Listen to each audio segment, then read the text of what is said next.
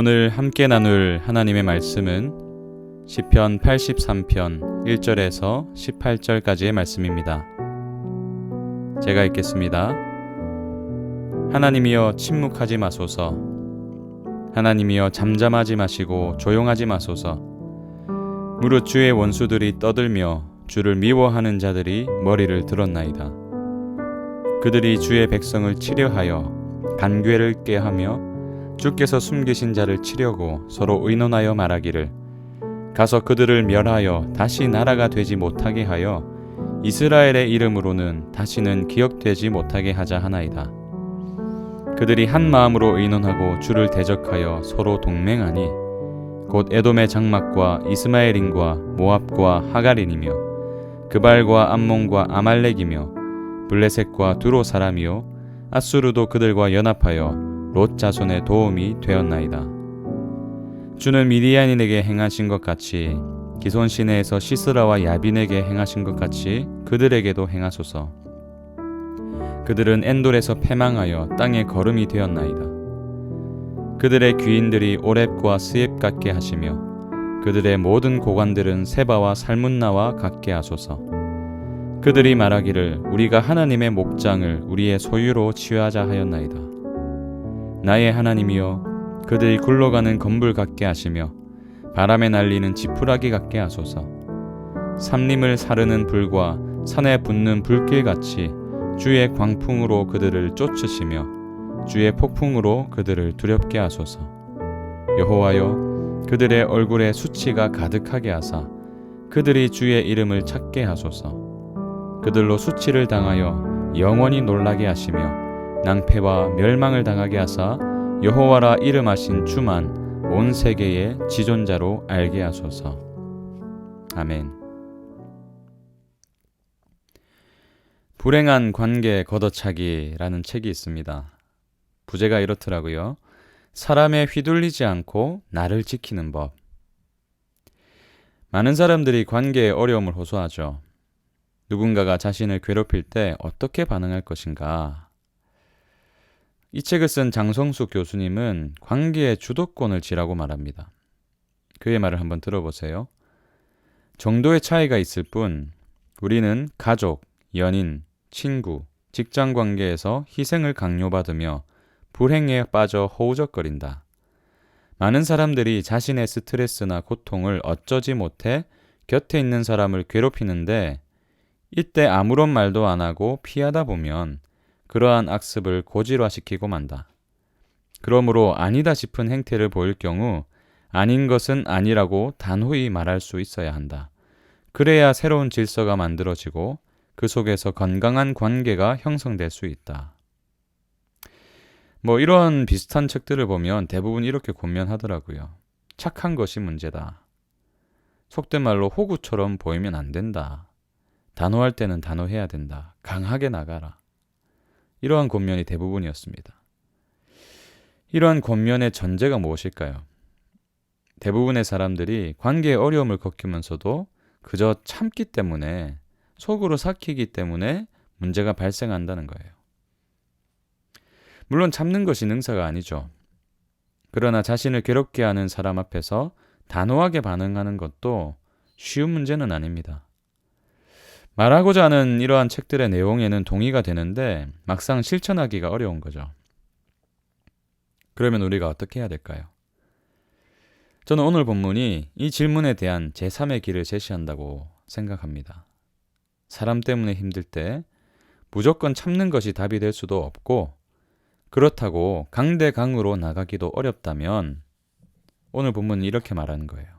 이렇게 기도하라. 이렇게 말합니다. 어떻게 기도하라고 말합니까? 먼저 우리는 우리의 상황 그대로를 하나님께 말씀드려야 돼요.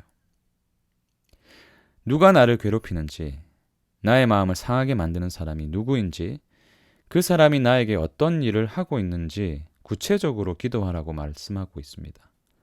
오늘 시편의 기자는 다급한 기도로 시를 열어가죠. 1절입니다. 하나님이여 침묵하지 마소서.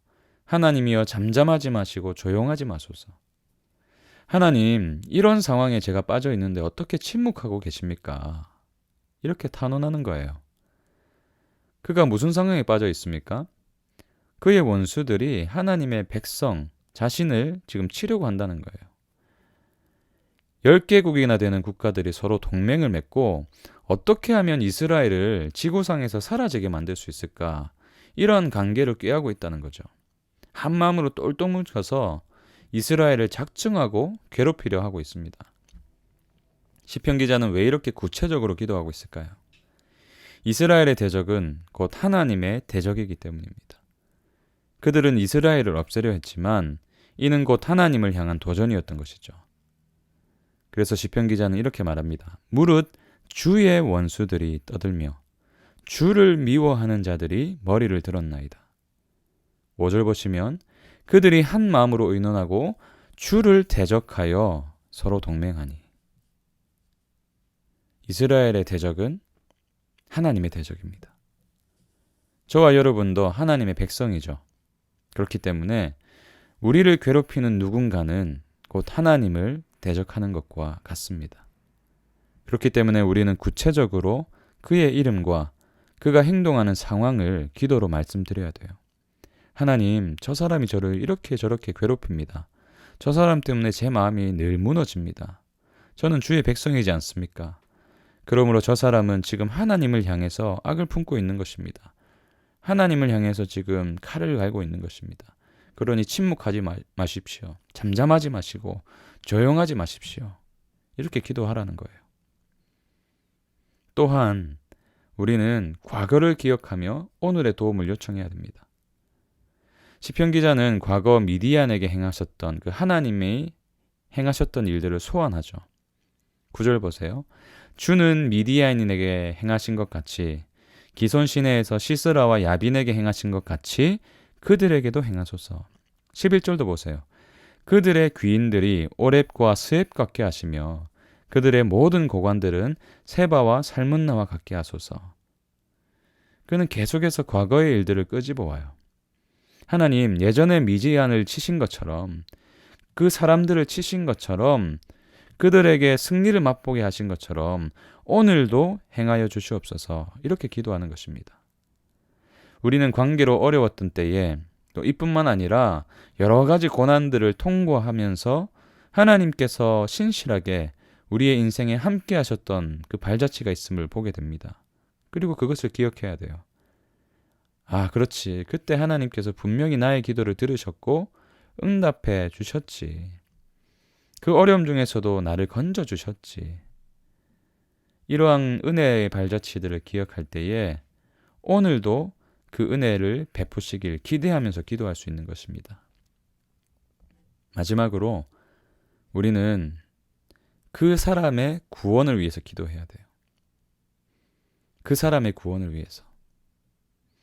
어쩌면 오늘 본문이 15절에서 끝났으면 하는 것이 우리의 솔직한 마음일 것입니다. 15절이 어떻게 끝나나요? 하나님, 주의 광풍으로 그들을 쫓아내십시오. 주의 폭풍으로 그들을 드럽게 하여 주십시오. 여기서 끝나면 참 좋을 것 같아요. 근데 시편 기자는 16절에서 18절까지를 기록하고 있습니다. 제가 한번 읽어드릴게요. 여호와여, 그들의 얼굴에 수치가 가득하게 하사 그들이 주의 이름을 찾게 하소서. 그들로 수치를 당하여 영원히 놀라게 하시며 낭패와 멸망을 당하게 하사 여호와라 이름하신 주만 온 세계의 지존자로 알게 하소서. 수치를 가득하게 하시는 것, 또 영원히 놀라게 하시고 낭패와 멸망을 당하게 하시는 것은 우리로서는 너무나 통쾌한 일입니다. 그러나 그들이 주의 이름을 찾게 하소서. 이렇게 구하다니요. 그들로 하나님의 이름을 알게 하시고 주님을 온 세계의 지존자로 그들도 알게 하여 주십시오. 그렇습니다, 여러분. 이것이 성경이 말하는 바예요. 어쩌면 그 사람이 우리를 괴롭히는 이유는 그가 주님을 모르기 때문일지도 모릅니다. 그가 하나님을 주라 시인하지 않았기 때문에 그러한 악을 행하는지도 몰라요. 물론 어쩌면 그 역시 그리스도인일 수도 있습니다. 그 사실이 우리를 더 힘들게 만들 수 있어요. 그러나 그럴지라도 우리는 기도해야 됩니다. 그가 진정한 구원을 경험하도록, 교회에서의 삶과 일상에서의 삶의 일치가 일어나도록, 날마다 주의 이름을 찾는 성도다운 삶을 살아가도록 말입니다. 사실 이 기도는 긍휼이 전제되지 않으면 어렵습니다. 그러나 우리의 상황을 다 들으신 하나님, 그리고 이전에 은혜를 베풀어 주셨던 그 하나님을 향해서 우리의 마음을 다 쏟아놓을 때 어느덧 하나님이 주신 긍휼이 우리의 마음에 싹트고 있을 줄로 믿습니다. 하나님은 우리의 기도가 여기까지 오길 원하세요. 물론 당장 오늘부터 여기까지 오기란 쉽지 않을 수 있습니다. 그러나 15절에서 우리의 기도를 멈추지 맙시다. 18절까지 나아가세요. 그럴 때에 오늘의 현재가 또 다른 하나님의 은혜의 발자취가 될 줄 믿습니다. 그리고 미래의 어느 시점에 우리가 마주할 또 다른 어려움 속에 우리는 오늘 베푸셨던 그 은혜를 기억하며 기도의 자리로 나아갈 수 있을 것입니다. 함께 기도하겠습니다. 주님, 우리의 삶에 가장 힘든 것 중에 하나가 관계의 어려움이라면 여전히 사람 때문에 힘든 순간이 있음을 고백합니다. 그래서 하나님께서 우리에게 주신 오늘 이 말씀을 우리가 믿음으로 받길 원합니다. 그저 참아내는 것이 능사가 아니라, 그렇다고 강하게 반응하는 것도 아니라 오늘 가르쳐 주신 기도로 나아가게 하여 주시옵소서. 우리의 상황을 구체적으로 알게 하시고 과거의 은혜를 기억하며 현재의 도움을 구하게 하시고 그럴 때에 역사하시는 하나님을 경험케 하여 주시옵소서. 더 나아가서 나를 괴롭히는 그 사람의 구원을 위해 기도하는 긍휼의 마음을 허락해 주시기를 원합니다. 그로 인해서 쉽지 않은 관계 속에서도 하나님의 뜻을 발견하는 복을 누리게 하여 주시옵소서. 예수님 이름으로 기도합니다. 아멘.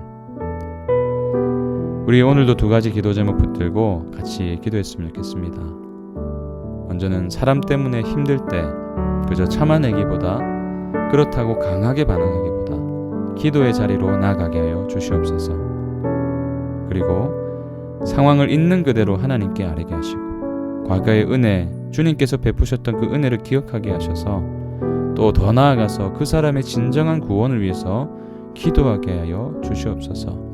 이 두 가지 기도 제목 붙들고 우리의 마음과 삶을 맡겨드리며 함께 기도로 나아가시겠습니다.